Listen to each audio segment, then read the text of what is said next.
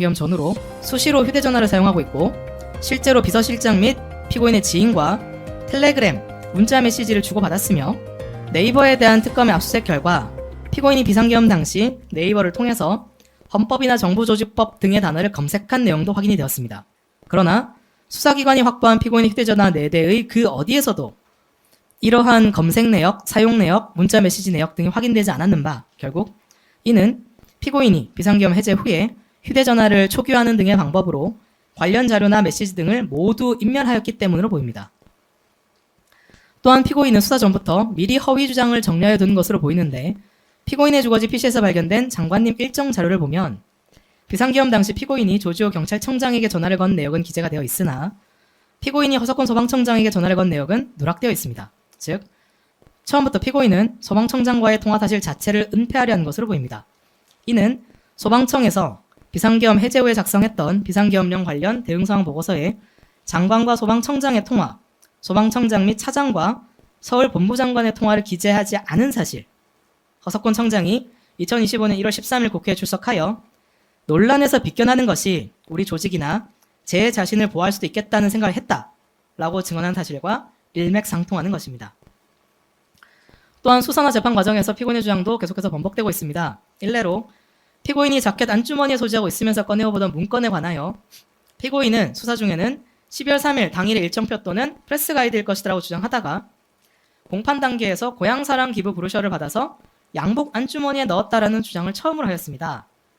그러나 피고인이 새로운 주장함에 따라서 특검이 피고인이 계엄 당시 소지하고 있던 문건은 고향사랑 기부제 브로셔가 아니라는 사실을 입증을 하였고 이에 대해 피고인은 다시 초기 주장인 당일 일정표 등일 수도 있다라는 주장으로 회귀한 것으로 보입니다.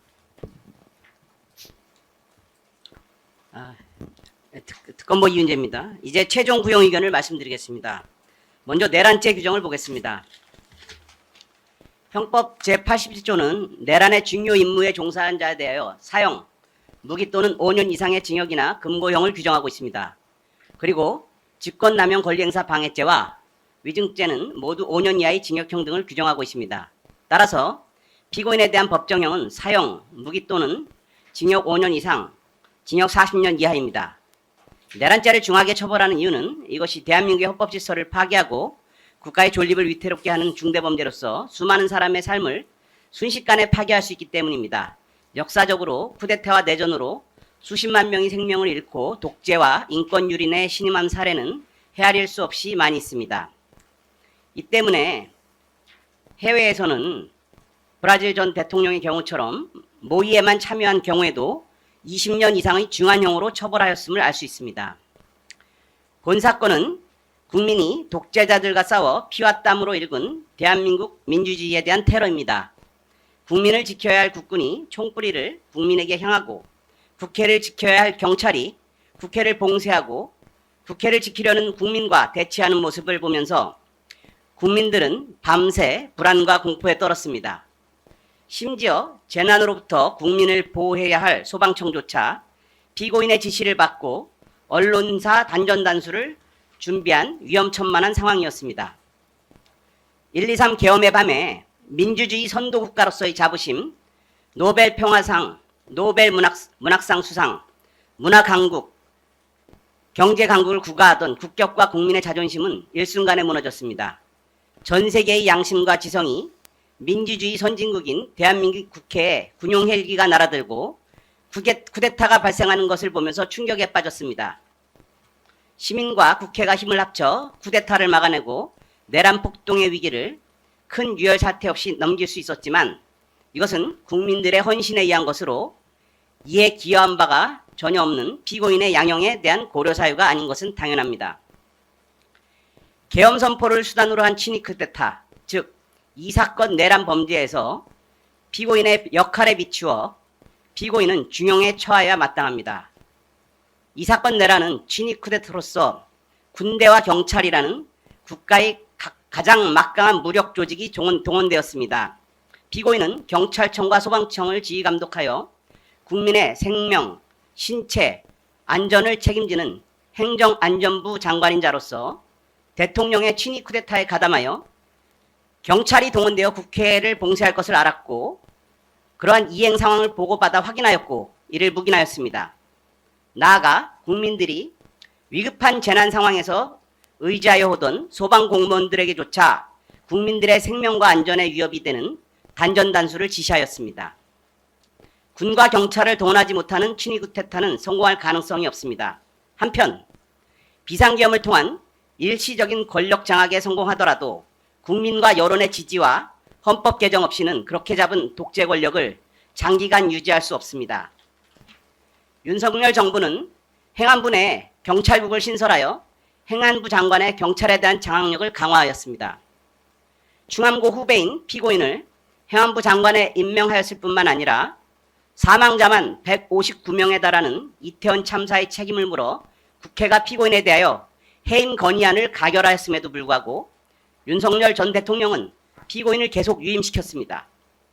피고인은 윤석열 정부 내 최장수 국무위원으로서 대통령의 총애를 받는 실세장관으로서 경찰청과 소방청에 대한 강력한 지휘권을 확보하였습니다.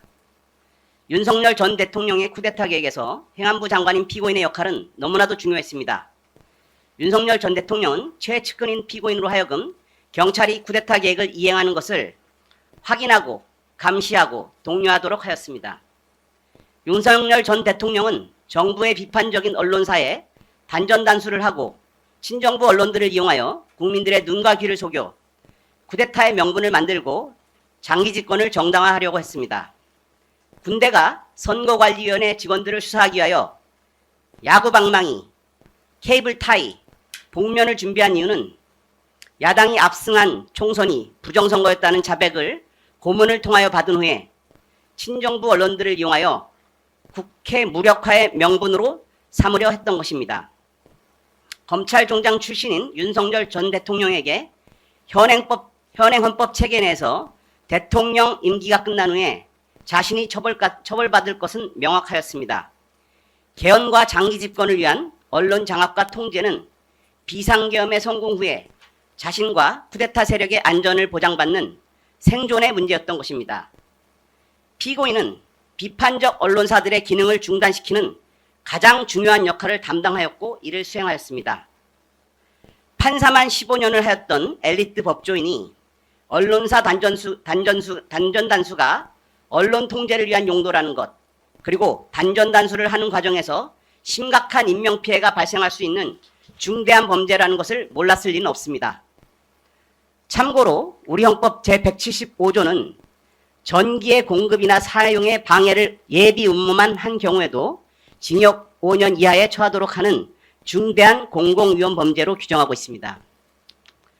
그런데 피고인은 윤석열 대통령에 대한 개인적 충성심 때문에, 그리고 그러한 충성에 대한 대가로 주어졌던, 그리고 쿠데타가 성공하면 계속 주어질 최고위층 권력자의 삶을 탐하여 국민의 생명, 안전을 책임지는 행정안전부 장관으로서의 의무를 저버렸습니다. 피고인이 진술과 주장을 계속 변경하고 있습니다만 피고인이 자신의 잘못을 전혀 반성하지 않는 것은 명백합니다. 피고인은 대통령 집무실 탁자 위에 놓여있는 문건을 힐끔 봤더니 거기에 단전단수에 관한 부분이 있었고 국민의 안전을 걱정하는 마음에 소방청장